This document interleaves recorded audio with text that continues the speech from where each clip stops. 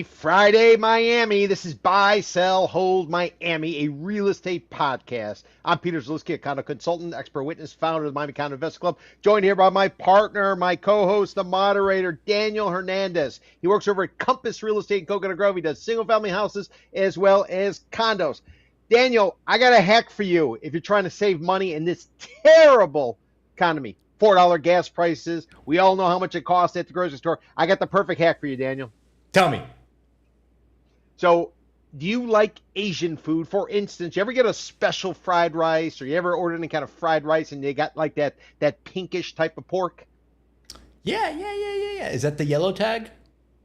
Well, no. What that pork is called is char siu. Now, here is the hack. Char siu. Here's the hack. Next time you go out and you order any kind of Cuban food or Latin food and you got leftover rice, what you do is you grab a couple, and listen to me, a couple pork chops. You grab some pork chops, bone-in pork chops. You get them $2 a pound or whatever. They're organic, they're more. You create a char siu. You slice it up. You take the leftover rice. You throw it in a wok. Add a little soy sauce, maybe some egg, and you just saved yourself $20 to $40, man. Wait, you have a wok? Is that necessary? Like a real wok? Yeah. I actually have three of them. I have three. I got one with a coating on it, so it doesn't like fry up too much. You are so worldly and cultured, Peter Zalewski. I don't want to spend $15 for the special fried rice, so I kind of, you got to hack. What was that place that we like that opened up there on 27? Tasty Go? Big portions. Tasty Go. Well, you know who just did a posting from there? Our guy from Barstool, the one who's going around, you know the rules with a slice of pizza. Now he's branching out. He's eating all the pizza and he's doing Chinese food now? Now he's doing Chinese food. He just did one. He did like a 3-minute spiel about Tasty Go. 27th, everybody in US 1 took over the former site of the pizza joint called Groovy's. That place was awful. That was some big sizes, greasy crap. But they were big sizes. All right, everybody. If you're just joining us for the first time today, this is Buy, Sell, Hold Miami. We are episode number 64. It is the hottest days of the summer. God bless you if your AC crapped out. I'm sure everybody in the HVAC industry is all backed up about that.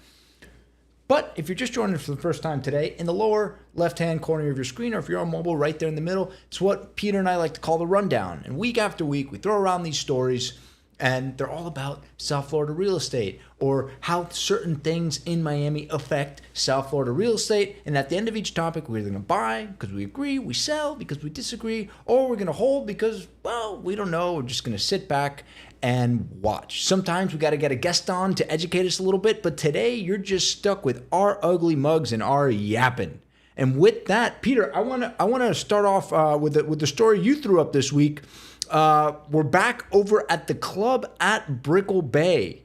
If you run the numbers, it's one of the highest grossing Airbnb buildings, short-term rental buildings in the city of Miami. However, some very intuitive Miami Herald reporting found that it really isn't an STR building at all. And that brings us to the rundown topic, no CU, certificate of use, which is what you need for a short-term rental building. No problem. Or is it a big problem for them, Peter? What's going on over there on Brickell Bay Drive? Well, as a theme, let me just throw out there, anybody down here in Miami or in South Florida, or maybe anyone who's come to visit, when you get on Interstate 95, there is a speed limit posted. Typically, I think it's 55 or 65, but if you're driving in that left lane and you get a police officer who doesn't have his lights on or her lights on, they get out right behind you on your ass. You simply shift over and the cop buzzes by. I would set that as the premise. Things down in South Florida, especially Miami, they are all suggested. It's kind of like a yield sign. It's suggested you sort of slow down and you check it out. So that's the premise. Let's talk about the club at Brickell Bay Drive. During the Great Recession, one of the top 3 foreclosure buildings in all the land, all of South Florida. During the Great Recession, a bunch of bank-owned condos. During the Great Recession, you had realtors with blow-up mattresses sleeping in these units because they weren't doing deals. During the Great Recession, we had porn shoots going on. We got some calls to our office, $2,000 for the day to rent the place so they could go ahead and shoot porn. Whoa, good money if you could get it. $2,000 back in 2008 was real money. real money. So the premise is, or the point is, this has always been a building with short-term rentals. Was it allowed by the city of Miami? No, it wasn't allowed. However, the condo declaration said you can rent regularly, and because of the combination of the advancement and the entrance of Airbnb or home sharing programs, just like Uber does for cars, this is what you do for housing.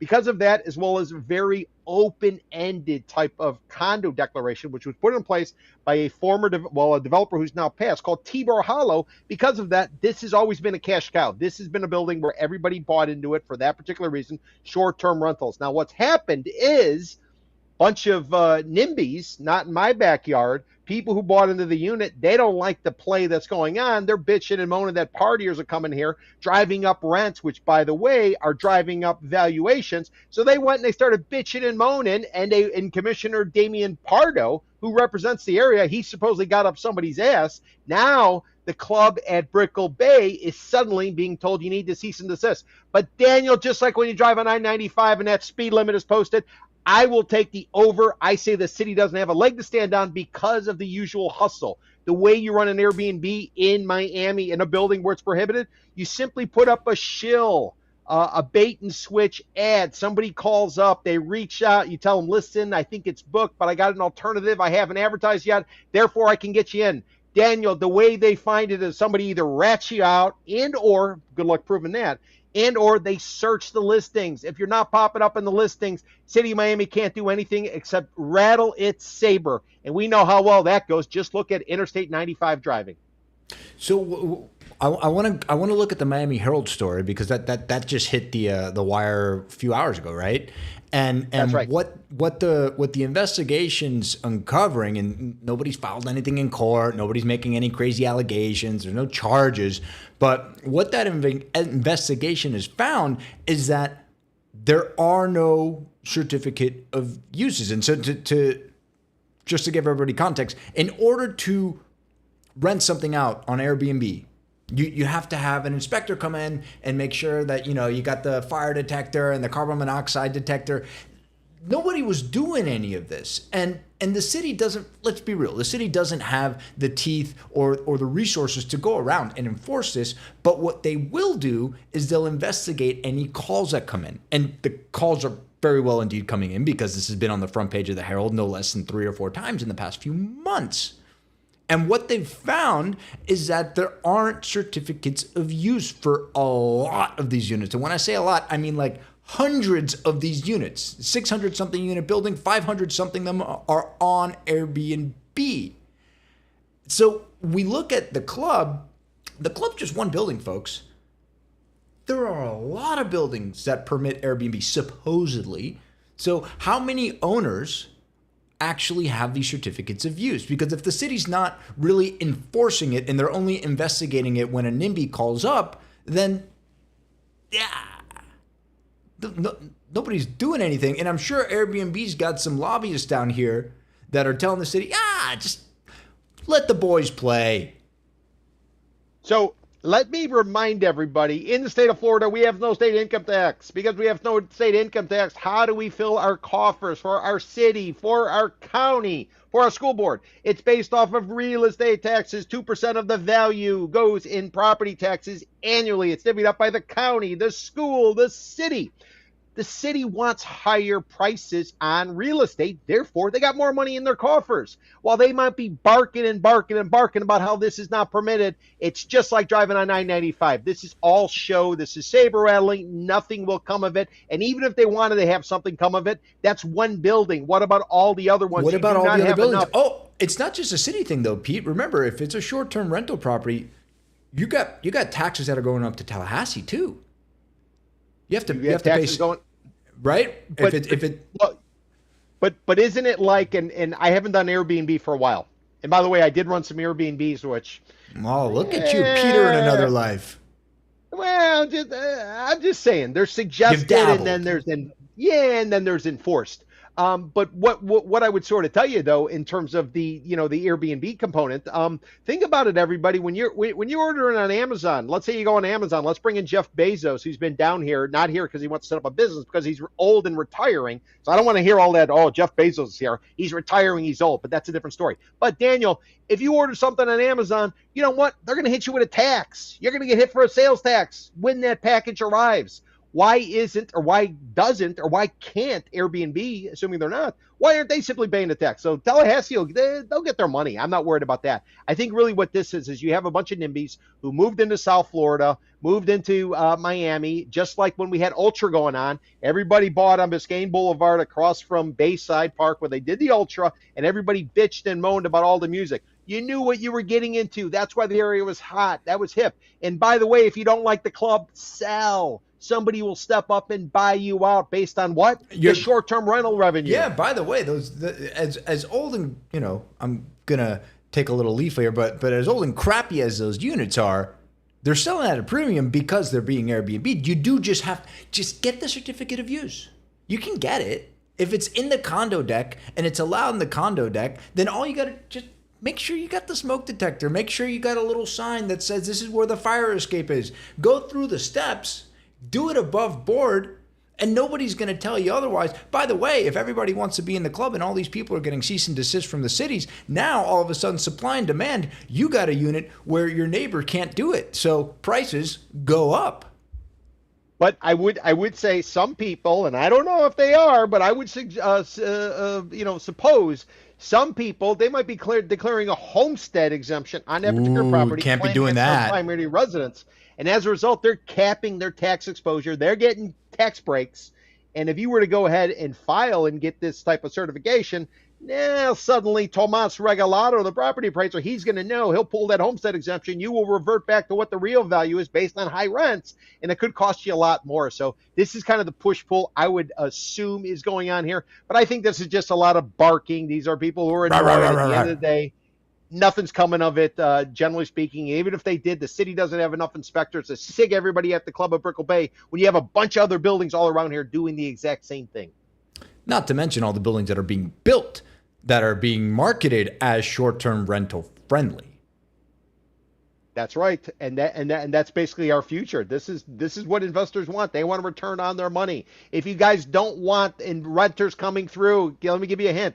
Go to Broward County, buy into a building where it takes 2 years of ownership before you can rent it out, and then when you rent it, you got to rent it 2 years at a time. You want that? Broward County is calling your name. Otherwise, if you're here, this is what you get. Otherwise, go out to the Kendallandia.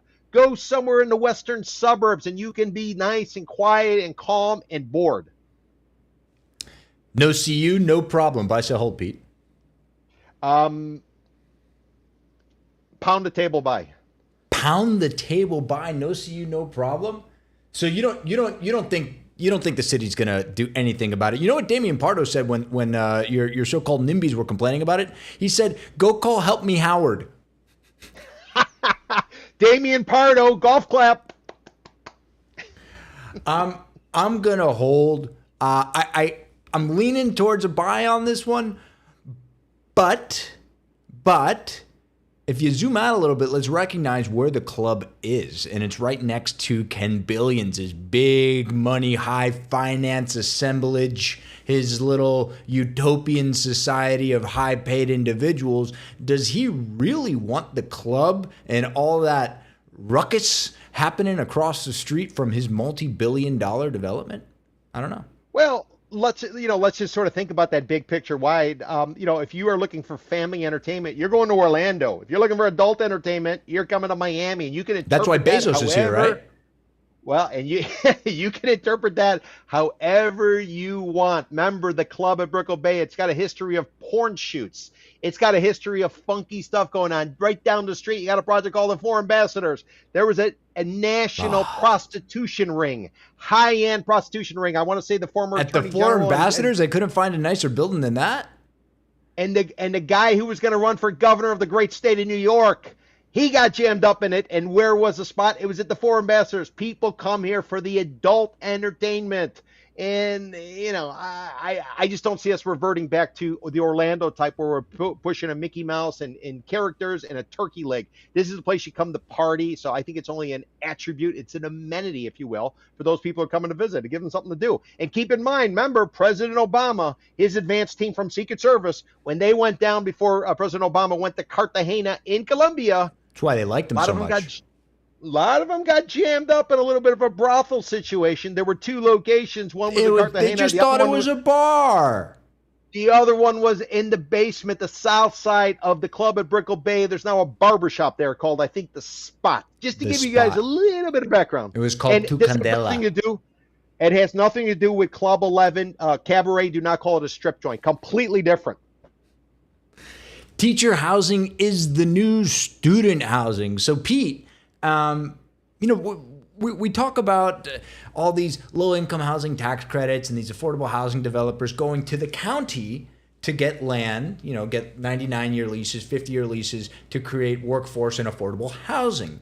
Now, for the first time, or one of the first times, I think I saw a precedent-setting one in Brickell, and we can talk about that in a second. But for one of the first times, a 99-year lease has been signed with the public school district of Miami-Dade to build a number of workforce housing units on an elementary school site. Now, they say that the teachers will get priority for this. We talk about affordability in this town all the time, and education goes hand in hand with this because, well, you can have a school, but then you have to have teachers to work in the school. How much are the teachers getting paid? Not enough to live anywhere around where the schools are. Just look at the prices in Coconut Grove. So what they're doing down there, what is 260? That's the Goulds? The Goulds, yep. The Goulds, yeah, right. So down there on 216th, I think at Pine Villa Elementary, they merged with a Conservatory of the Arts, and they signed over a multi-acre site to Atlantic Pacific, and they're going to build workforce housing units for teachers. On the surface, and frankly, I haven't looked at it in too much detail, but on the surface, this seems like a good idea. I mean, if the school has space, if we're talking about a school that, has an acre, don't take 70% of the school to build apartment buildings. But if you have, in the Goulds, there's a lot of land, school's still going to have 10 plus acres to have their school buildings and such, and their playing fields and their basketball courts, but the teachers need somewhere to live. You can't expect a teacher to give a half-decent education if they're driving from Homestead every day. This is true, but I think the county might be going in the wrong direction here. Really? County administrators, let's just play this out. You're cutting a deal into Goulds and Atlantic Pacific. I know the guys from over there. They set it up after there was a controversy with some sort of low-income housing or workforce housing or government-funded housing scam that was going on where they were bilking bills. The company entity went sideways. Atlantic Pacific steps up. They were able to take a bunch of this year. They're doing things right. They're building right. They're actually building, Daniel, for what it's worth, in the Overtown area. They got a project over there, so these guys are all over. But here's sort of the thing, Daniel. I think the purpose of this is to go into an area that's expensive and provide county school land so you can build, so somebody who wouldn't be able to live there otherwise, think Key West and those people coming down from the Upper Keys and or Florida City. But when you're going in the Goulds, this is a situation where there's no place to live. It's not because of cost. There's simply nothing available that might be up to snuff. I would prefer, if the county's going to play this game, they go into an area, let's say Coral Way and South Miami Avenue. Let's go in there where you got the elementary school, you got some dirt. Why don't you build some housing there where it's too expensive to live on Brickell on somebody on a teacher's budget? Not the Goulds. There's simply no product out there. They're just building product rather than the cost. I think this is a stepping stone, right? They're not just going to jump straight into it and build some 400-unit teacher building in Brickell. So the precedent on this, by the way, was actually in Brickell, and they tooted it like we did this already. It was 10 units. Drop in the bucket. Like, really? 10 units? That's what you're making a press release about? It costs you more to put out the press release and build the freaking units. This is true. I mean, Goulds, okay, let's write it off as we need to build a housing there. Call it a test case. Yeah, but it's I don't think it's the purpose of this. Me personally, I don't think it's the purpose. And Daniel, let me throw something out at you. Tell So me. we're talking about Goulds. We're talking about Goulds, and it's not necessarily a very prosperous type of area. And I understand why they got to do it, and I think it's a necessity. But I was listening to WLRN today, and I was listening to the Florida Roundup. Guy called Tom Hudson. He was talking about Broward County just announced for this school year, which we just began this week, 7,000 fewer students. So if you got fewer students going into public schools and they're all taking They're their, going to the charter their schools. voucher and they're going to charter schools, does this really make sense? Now, I would imagine over on Brickell Avenue, Coral Way and South Miami Avenue, that elementary school, you do something there. That would probably make sense because you're probably going to be able to use it. But the Goulds, who's to say it's not a school that ultimately gets shut and it's not properly, politically something that the politicians would want to say. But if we're looking at the contraction and the closing of schools, why are you going down there and building housing? Or is this maybe a Trojan horse where suddenly we go ahead and we build it, the school gets shut? Oh shit, what are we going to do with it? Market rate apartments. Well, I'm not saying Walgreens, but you know how Walgreens goes. They build something, and then lo and behold, they sell the dirt type of situation. So I don't know. This one to me seems a little bit unnecessary given the current times and given Mayor Cava's focus of trying to bring workforce housing to this community. It seems off the radar.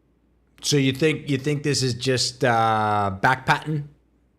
Yeah, let's put it on the board, claim we're doing something, doesn't have a real effect. No, not really. If that market was strong enough, you'd get some landlord in there building something to make it readily available. Or Ken Billions buys out the club, turns it into teacher housing.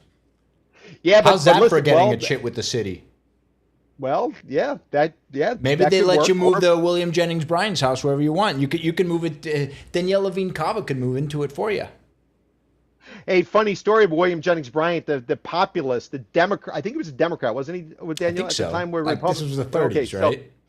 So a buddy of mine just moved over off of 22nd and about, let's call it 12th or 13th Street in Little Havana.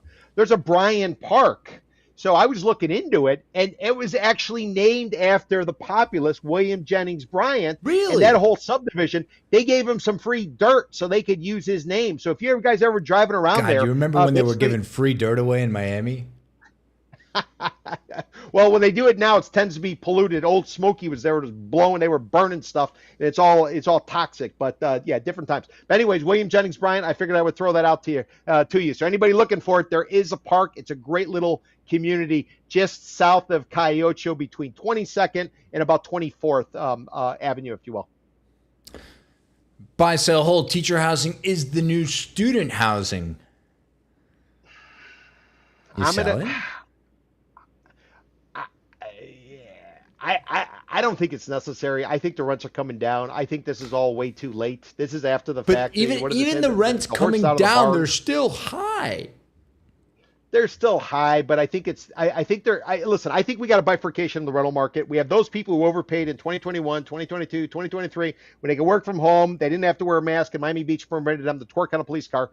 They are charging a certain rent. And then you have the people who've owned for a while. They're charging a different rent. And the difference, Daniel, is dramatic on the rental side. You might get some guy asking you $4,000 a month, and somebody right down the street could be looking for $2,900 a month. That's how much of a great divide we have. So our rent's high because they're justified, or our rent's high because somebody overpaid and they're trying to cover their nut and they don't want to subsidize somebody too much. So, but look at what's going on in Edgewater with these luxury rental buildings that Galbut's putting up. He's getting $8 a foot per month. So they say. And they're rented. They're rented. So what he's doubling down. He's building more of them. He could be selling dirt like Vlad and Harvey Hernandez. Listen, this is not a shot to Russell, and I've done consulting for Russell a little bit, but I don't believe anybody's rental data. Tell me what the number is. I will take the opposite side of that trade. There is no way to verify what rental data is. Okay, so even if he's lying and he's pushing it up 20%, that's still over $5 a foot. I don't know. What was it? Last winter I did that report and taking a look at rentals, and what I found is give us $500 security and pay the first month rent and come on in. We don't need first, last security. The concession. We don't need any of that. I'm not arguing the concession thing. The concession thing is crazy. I mean, there's no first, last, and security anymore. It's like, hey, you got a pulse? Move on in. And if you could give me some cards, passes, VIP passes to go get to a certain play that's a cabaret and not a strip joint, hey, we might be able to cut you a deal. So do not look past the goodwill type of situation out there. All right. So you're a sell on this?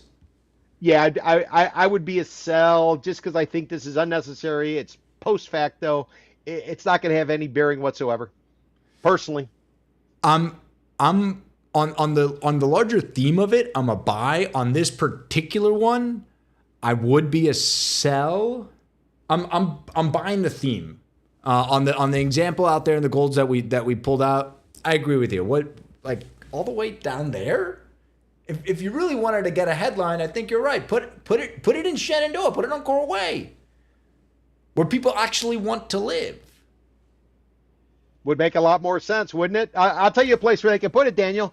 There is a grade school right on, 29th Avenue in Wynwood area, right before you get to the I-95 on the north side. There's a school there. They got plenty of dirt. They got plenty of recess area. Why doesn't the county build or work with a developer? Somebody would definitely build in the Wynwood area, wouldn't they? I don't see why not. Now that Ken Billings is going to come out and buy Mono, I'm kidding. That was just a rumor, guys, and everybody said no. So if both parties said no about a rumor, it's definitely not true.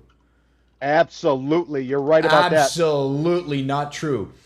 Peter, the market will fix condo reserves, and this one's a bit late, guys. But we were talking about the outcome of this for quite a bit. But was it on August 1st, Peter, that the full review thing came into effect, or was it August 3rd? The 3rd. It was the Monday. Yeah. It was Monday the 3rd. Oh, and right. By the way, everybody, before we go on, the name of that school in Wynwood, Daniel, let me get this right. Enieda M. Hartner Elementary School. Take a look at it, everybody. 29th Street and Northwest 5th Avenue, a block. So they need teacher housing there because they have teachers there that need housing, right? Every elementary school has teachers that need housing. I get you. Know how many towers you could put up there? So why are you going to the Goulds? This one makes a lot more sense, everybody. Sorry, Daniel. I know. I think to be a little defensive for the school district.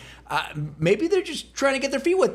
They're not in the business of doing real estate deals. They're in the business of negotiating with the teachers union. Well, let me tell you what, though. They did a hell of a good deal on that Fisher Island site where they jammed up a developer, including George President Russell Galbert, who think they're going to get a certain amount of cash for those fuel tanks. And I know we're not supposed to talk about Fisher Island again, but the county knew how to negotiate that one by letting them swallow the hook. It was a school board who negotiated, is what I'm saying. Yeah. But I'm saying, some governmental officials. Okay, fair. All right. So the full review, limited review thing. Anybody who lives in a condo, pay attention. This is a big deal, because if your condo does not have reserves, this is bad. This is really bad.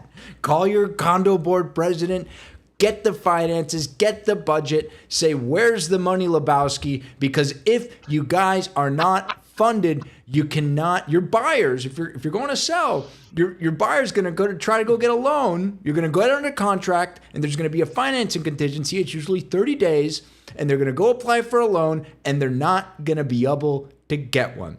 And we're going to see what this does in the market. We're really not going to see the consequences of that effective date, August 3rd, probably, what, Peter, 6, 8, 12 months?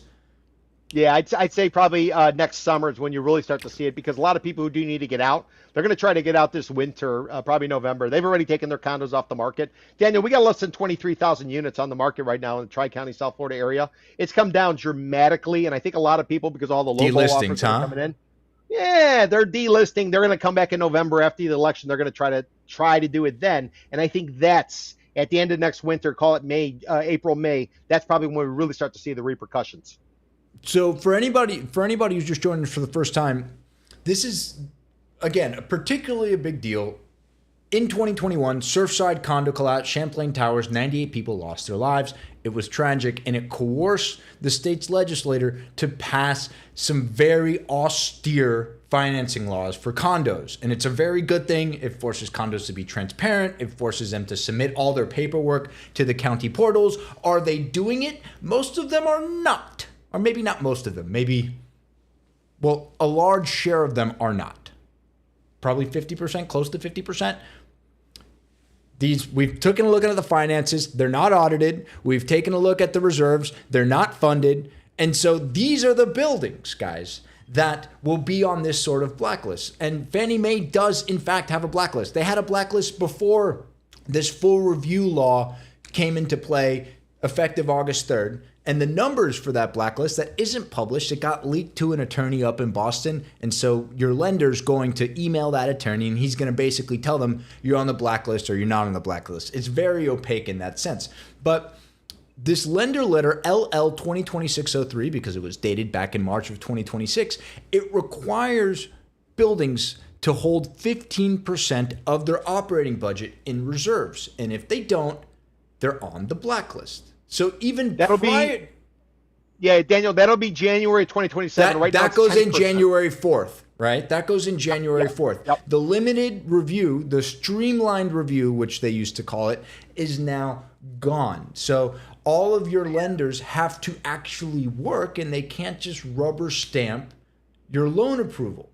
Yeah, they're going to look at your background. They're going to make sure you have good credit and you make enough money. Yeah, they're still going to do that because they have to underwrite you and see how risky you are as a buyer, as an individual. But now they are being forced to look at the building's health. And if the building isn't healthy, then you cannot get that conventional loan. By the way, you can still get this doesn't, by the way, guys, this doesn't affect like VA loans and other types of loans. I'm just talking about a Fannie Mae, Freddie Mac mortgage. There are other financing options. You might have to pay more of a big. You might not pay 6.5% or 7%. You might be paying 8% or 9%, or you got to go hard money. God forbid you went pre-construction condo, and now you got to go hard money because a developer told you one thing and they delivered another thing.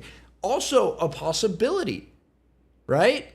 So when we're talking about this blacklist, prior to this full review law coming forward, on this blacklist, per the Wall Street Journal, 5,000, this is nationally, by the way, 5,175 condominiums and HOAs on the Fannie Mae ineligibility list nationwide.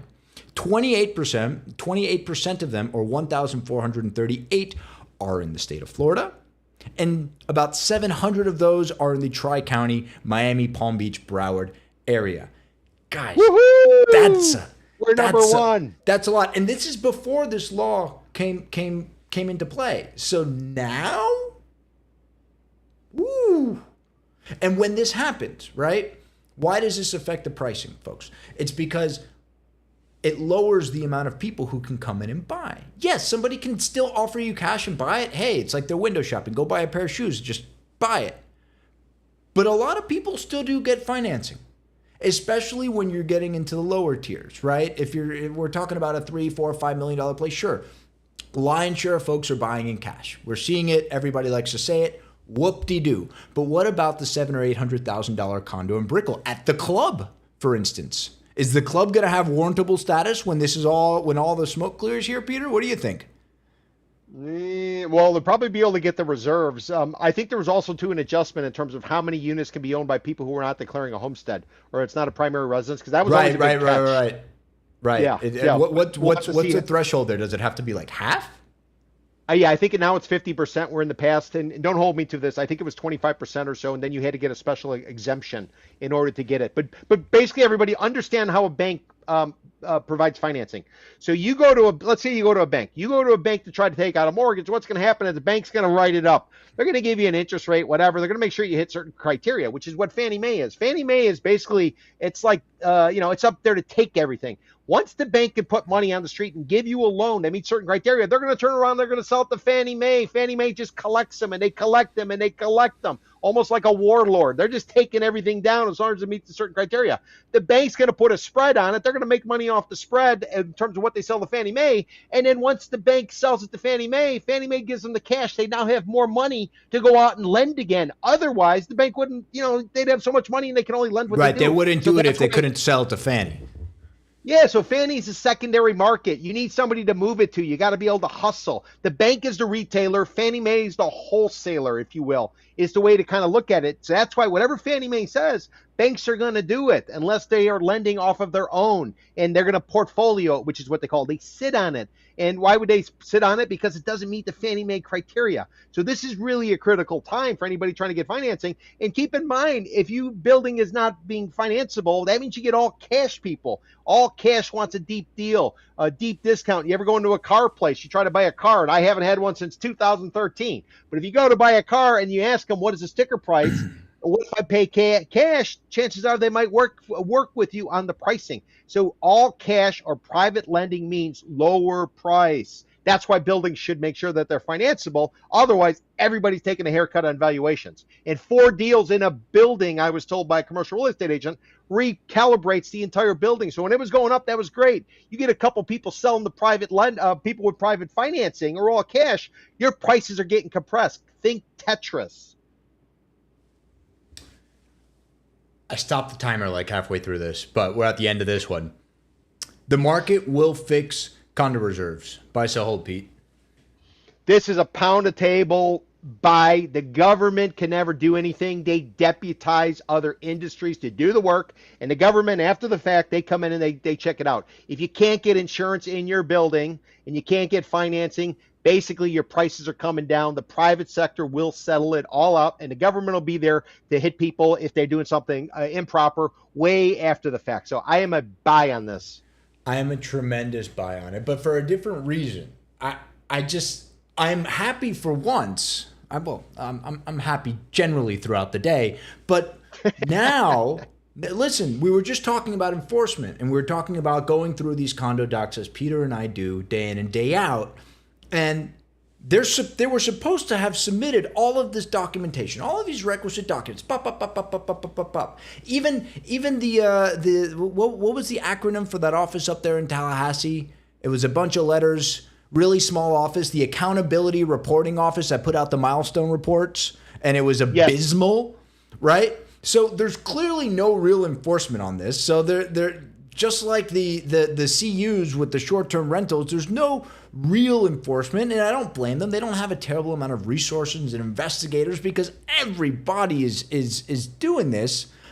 But now with this, the market will enforce those rules because no owners in a building wants their values to go down. So I'm going to get my reserves up to order. We're going to do all the work necessary. I'm going to get my freaking finances audited for the first time. Daniel, I just want to add this, and what you said is dead on, and I want to just add to what you're saying. We talked last week about Citizens Insurance. Citizen is the buyer of insurance of last resort, and what Citizens is used to do is basically drive business into private insurers. Basically, keeps them busy. I have a feeling what Fannie Mae is doing is much like Citizens, much like the state of Florida, which controls Citizens, is getting people off the books. I think what Fannie Mae is doing, based on what you're saying and what I'm seeing, they might be trying to drive the financing into the private sector, because if the market goes like I think it's going to go, like they say in Tampa, tits up, Fannie Mae's not holding it. Now you got private lenders who are probably holding the exposure. So Daniel, you raise a very interesting point. It made me think. I could be wrong. I haven't thought this out, but it does make a lot of sense. Get it off Fannie Mae's books, which is partially government owned, and put it on the books of private lenders, private equity and hedge fund types. It might be just a proactive approach to deal with what could be a reversal of 2021, 2022, 2023. What do we say? 6, 8, 12 months? We'll talk about this on episode 120. See how it plays out. All right, Peter. Thou shalt not build a building if I don't like it, or if we don't like it. So this is a little play on the commandments, and I'm not trying to bad Bible. No. We're talking about a church that made a deal with the developer.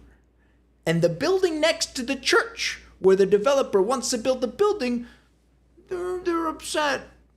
Somebody call the ambulance, Peter. Icon Brickell 2, the homeowners association, the Brickell Homeowners Association is not happy with 13th Floor and Key International for wanting to put up the Nobu, which is Robert De Niro is a equity partner in Nobu, by the way. So I already like it. I am such a fan of this Nobu. So the Icon Brickell folks, Icon Brickell 2 folks, have come out and said that they did not have ample time, and the commission did not allow them the time to provide the community input that they were supposed to have, right? And well, despite that, the city commission, 4-0 or 5-0, I believe, said, "Hey, Urban Development Review Board," they voted on that too. Nobu's going up. By the way, it was the same day that they approved the Lily, which is Vladislav Dornin's building in Edgewater. They gave him the thumbs up. So the background of this deal, and this is just for everybody watching from home, I know Peter knows all about this. First Presbyterian Church over there on Brickell Avenue made a deal, what was that, back in 2021, I believe? Sometime in and around the pandemic era, The real deal puts a valuation of $240 million on it, and when you dig into it, they actually only received $48 million in cash. The other piece of it, Peter, very smart by whoever did this deal on the side of the church, is a rev share agreement with the developer for 15% of condo sales, amongst some other things. And this is on a basis, this is when they were doing their math in 2021. God knows how much higher the valuations have gotten in these pre-construction sales. So that $240 million is probably much, much more. It probably is much, much more. And, you know, it's interesting. Commissioner Pardo's coming up again. We were talking about the club at Brickell Bay. Commissioner Pardo comes up. Now we're talking about this was during Ken Russell's reign, I think, when this first came up, right? When the sale happened. Was that Ken Russell? Yeah, I think it was Ken Russell. But the point is the commissioner's involved in here. Listen, there's one word to describe this situation. The S word. You know what that S word is? This is a shakedown. Icon Brickell knows they got nothing coming their way. If it's their own fault, if they didn't notice a public notice, they're shaking down a developer. They want to make sure that they fix up that Brickell Park where the mausoleum for the Brickell family is, even though there's no bodies in there. They want something going up on that park, which is basically the buffer between Brickell, Icon Brickell, as well as the site of the church. This is just a shakedown. There's nothing more. I'm sure other condo associations, they ought to be stepping up as well and shaking down this developer. If he's in or she's in so cheap on the dirt, and you got old man, what'd you say, De Niro involved, and Nobu, the sushi chef, involved, shake them down. Get your hand out. Ask everybody for something. That's all this is. Settlement will be paid out. They'll go away. I'm sure Commissioner Pardo probably. I don't think they have anything. They don't have a leg to stand on. They're just complaining. You can make them go away. Process. Yeah, they can jam up the process a little bit, but it's a speed bump. The building's getting built.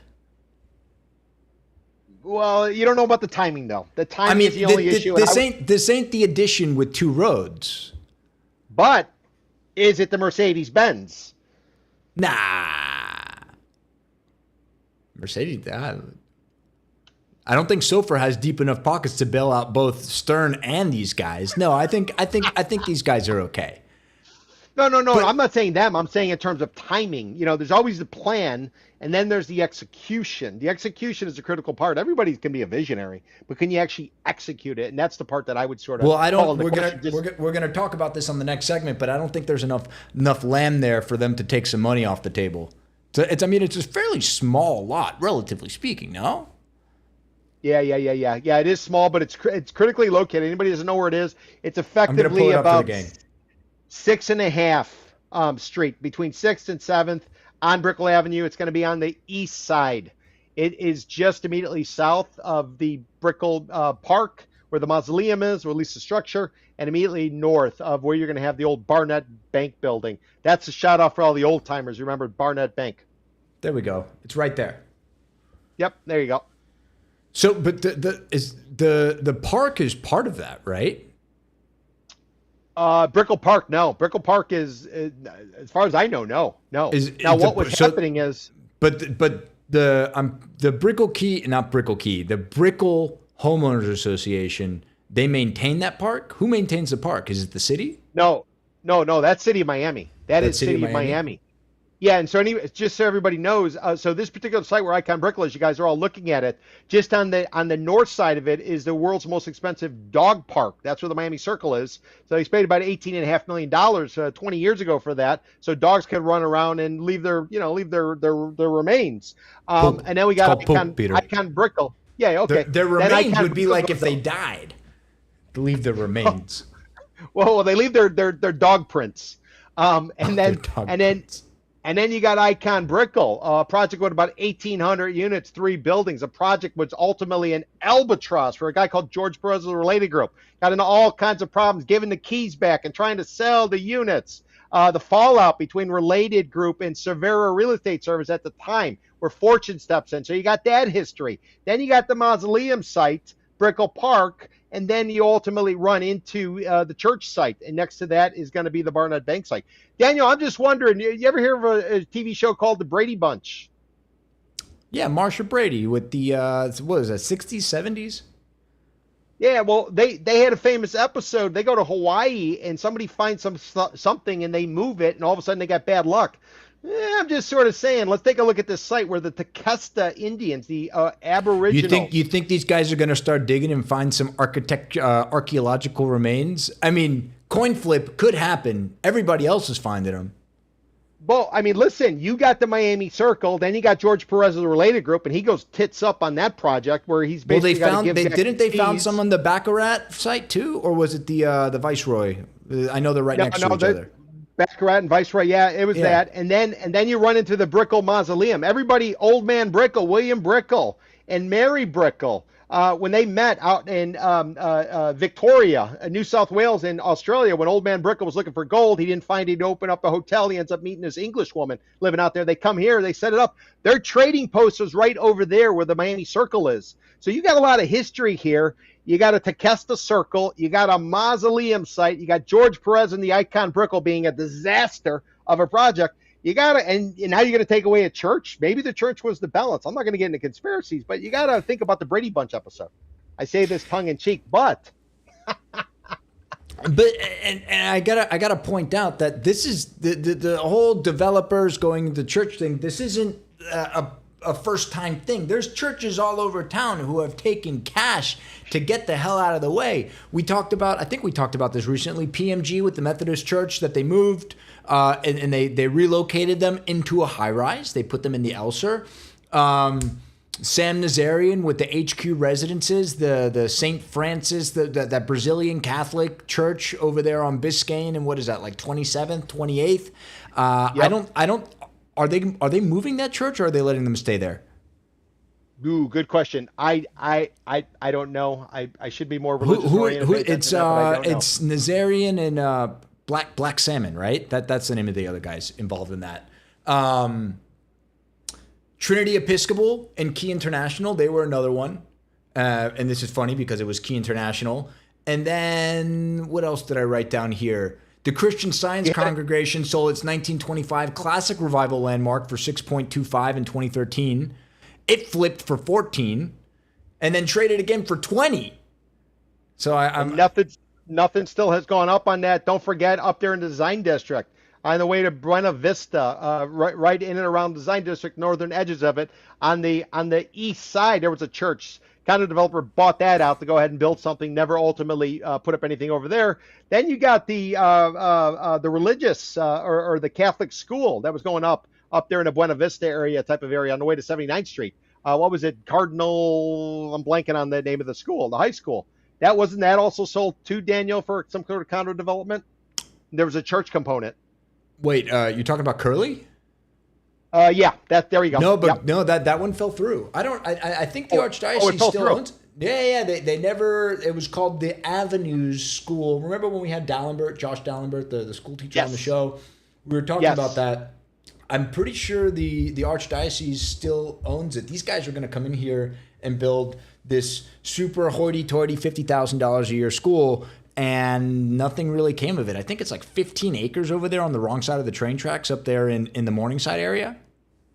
Yes, and it's right by the MacArthur Dairy and all. Yep. There you go. So thou shalt not build a building if we don't like it. Sorry guys, I'm a sell. you can not like it and complain until you're blue in the face, but it's getting built. I'm not going to apologize for our commission. I will never apologize for our commission. Should they have allowed you to spread the good word in a commission meeting and complain about it? Yeah, they didn't let you do that. You can go do it. They're going to build the building. Sorry, Icon, your views are gone. Not really. They still have. By the way, I need to say, Related did a good job despite everything in that building. I mean, the kitchen. Look, you go into one of those units. They still look pretty nice. Well, is the pool fixed yet, or are they working on that again? That pool's been under construction since he was in the boardroom with those bankers. Listen, idealistically, I love that headline. If that headline were true and I had my choice, you know what building I would kill? The Trump Presidential Library, where the state of Florida railroad Miami-Dade County. But that's a different conversation. You know, Daniel. Okay, go. What are you on this? I'm following your lead. I'm a pound the table sell. Sorry, everybody. You want to live in the game, you got to put up with it. Otherwise, go to Kendallandia. Go for the calm cul-de-sac where you're bored out of your mind. Witkoff pulled a construction loan on the Miami Arena site. Timing? That's a good thing. Yeah. Very good for him. I'm glad they finally underwrote it with some value. Good. That's good for him.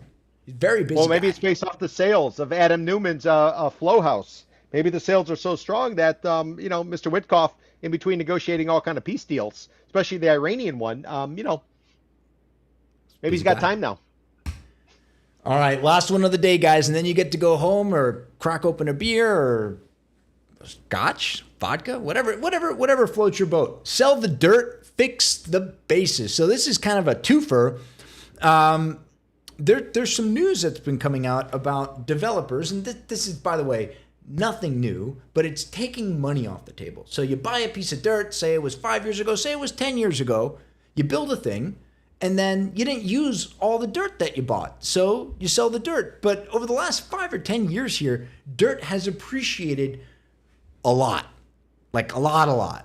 And so we're going to talk about two stories. The first one is over here with our boy, Harvey Hernandez. He bought this development site, this yellow one here. The standard and the lofty are going up right now. You got a short-term rental and then a standard branded residence is going up behind that. And then on that unbuilt portion right there on the river, by the way, he purchased this whole thing for about $50 million. He sold that last parcel, so it's actually going to be 3 buildings. He sold the last parcel, the 300 feet of frontage right there on the river, to a gentleman by the name of Jay Roberts and his European partners. Peter, they're Dutch. Versluis. I don't know if I'm pronouncing that right. They're Dutch. And they've come in here and they're going to build it instead. So Harvey, congratulations. He took practically every dollar he put into this off the table. And, well, maybe he needed his partners. He needed to capitalize his partners because you know who his partners that came in on this were, right? Wasn't that Rosso and No, Rosso did the standard up in Midtown. He did a good job. So golf clap to Rosso. Let me tell you, 2 roads came in. Oh, nice. So are 2 roads having money issues and they got Harvey to sell this? I don't know what's going on. I don't want to speculate too much, but I can point out objectively that Harvey and his partners are taking money off the table and they're selling this to Jay Roberts. Jay Roberts wants to put up a luxury condo tower because he's a developer. That's what he does. I thought that's what Newgard and 2 Roads did, but maybe the money was just too attractive. So effectively, their cost basis on the lofty and standard pedestal are, well, nothing. Yeah, Daniel, what do I always say? You got to do 3 projects. You got to get run through the ringer before you actually have street cred in this town. Harvey Hernandez, he's had some good times. He's got his ass handed to him a bunch of different times. For what it's worth, he's the guy who put up the tower that Ken Billions went in and bought out each individual unit right next to where Ken Billions is buying Old Man Jackson's house. So Harvey's been through the ringer. He knows what happens when the market goes sideways and things go sideways. So, I give him credit for paying attention to that. Jay Roberts, I don't know what he's built, if anything, if ever. And I know he talks a lot on Instagram. We should have him on the show. Yeah, no, it's not a shot at him, but if you haven't done three deals, whatever, and Dutch developers, we have a long history of Dutch developers down here Do in we? South Florida. Teach me Oh something. yeah, yeah. No, it is a so extensive. Listen, the Dutch are traders.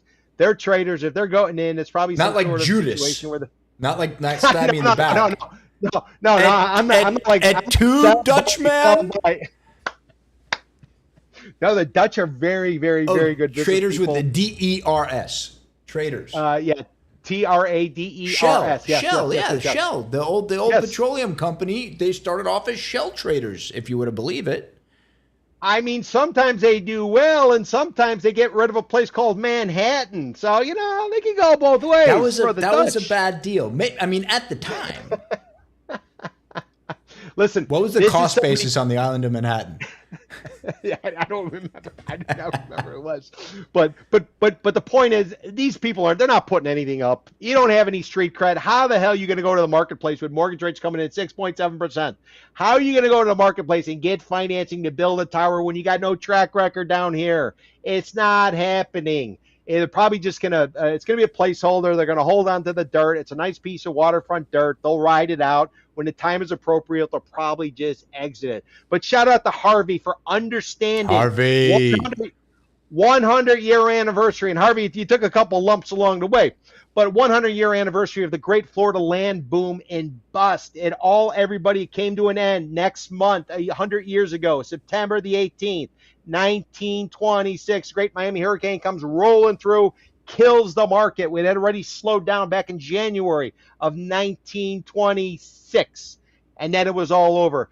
And what was the lesson learned from Addison Miser, who came up with Spanish Mediterranean revival style architecture we all love down here in South Florida, did a lot of stuff in Palm Beach County, built Boca Raton. What about George Merrick, old man Merrick from Coral Gables? What about Carl Fisher, the guy in which they named the island after, traded it for a boat? What about Miami Beach? Nice What we learned boat. from all three of them? They doubled down. They didn't take their chips off the table. And Harvey, shout out to you. You took your chips off the table. And Mr. Roberts and the Dutch, good luck. But history is against you on this one, is what I would say. He isn't the only one who's taking chips off the table. I'm going to fly us over here to Edgewater, and we're looking at Vlad, the Missoni. You see that nice tall tower right there. Well, this was actually supposed to be part of a multi-phase project, being the Missoni being phase one. And about 10 years ago, he did what at the time was a big daddy deal, $54 million. He got together with the Jesuits. And you see that purple and blue highlighted area there. That was a seminary and classrooms and a rectory, and they would hang out and talk about the Bible and just live there and educate, and it was great. I mean, talk about a nice little retreat there on the bay for these guys. And then Vlad comes in, offers him $54 million. Who can say no to $54 million? Puts up the Missoni. All the meanwhile, land is appreciating. It's appreciating. It's getting very, very expensive. And so Vlad says, I'm going to take some chips off the table. And in June, he sold that blue piece there to none other than Mr. Kushner and Companies. But this is the interesting part. So he retains the purple, which is going to be Lily. He just announced the sales of that project going up. His partners on this, Kane International, the boys out of London, jolly old boys, they're on both sides of the deal. They're on both sides of the deal, Pete. They were Vlad's partner here and their Kushner's partner on the sale. Vlad took $43 million off the table selling the blue parcel, the blue assemblage, to Kushner Companies and his partners, Kane International, effectively making his cost basis for that half-acre purple piece where Lily's going to go up about $10 million. In today's dollars, you cannot find a half an acre on the bay for $10 million. So kudos to you, Mr. Vladislav Dornin. Oh, boy, what a lot to talk about here. So, you're not a fan of Vlad? No. I mean, listen, Vlad's got street cred now. For the longest time, he was getting his ass handed to him. The Missoni Bahia was a disaster. You could say he did well. It wasn't. The Una, oh my God, how late were you on that project? What kind of flooding problems? Okay, maybe it works out. You had the office tower going up right where the Gecko is, the restaurant with Bad Bunny. You 830. got that office tower. Yeah, you took it, you bought it from Most what was the expensive office Renzi's. lease in Miami, 250 a foot. Peter Thiel, Pedro, he shares your name. That was the Renzi project, the Renzi brothers out of Venezuela till they did what they did. That was their site. Vlad, you've had a tough run, just like Harvey Hernandez had a tough run. You've gotten your ass handed to you. You're getting ripped. You're trying to do the Aman over at the Oversight. the Faina over there by Faina, old man Faina. He was doing a bunch of stuff. He went back to Argentina. They called him back to build a project on the north bank of the Miami River, going from the Atlantic Ocean to the river. So, Vlad, you've stuck it out. You have street cred in my book. You hit the 3 project minimum, which is going to be the Una, the Masoni, and the office tower, 830 or whatever it's called. So Yeah. he's legit. But let me just remind everybody, during the course of the pandemic, there was a situation where Vlad had a lot of chips and a lot of things in the air. And at the moment, he brought in an equity partner, if memory serves me correct, in Kane International. So Kane got involved here suddenly. I mean, Vlad's a billionaire. He's an oligarch. He, Miami Wall Street Journal, he says he don't want to be called an oligarch. But Vlad's able to kind of do things. But somehow he brings in an equity partner. Interesting. And now with this dollar amount and Kane's involved with it, I'm wondering if we're maybe not just settling up some of the cash was out there before. And I'm just speculating. Maybe. I got no reason to believe anything, but you got to remember when Vlad brought in these people, and he is an oligarch, even though he doesn't want to be called one, he's the one behind the Aman hotel brand. There was a Wall Street Journal story about all of this type of stuff. So, I don't know if maybe Vlad wanted to do it, or maybe he's settling up and just trying to shore up his situation. Maybe he's learned after developing 3 times. But if he has learned, why in the hell did he go in for $520 million for a piece of dirt? Well, I don't know what his stake in that is. The Okra equity guys objectively paid a lot of money for that site. They bought a cap rate and they bought a multifamily building and an office building. We're talking about the $520 million 2-parcel assemblage over there next to Ken Billions, opposite of the Mark.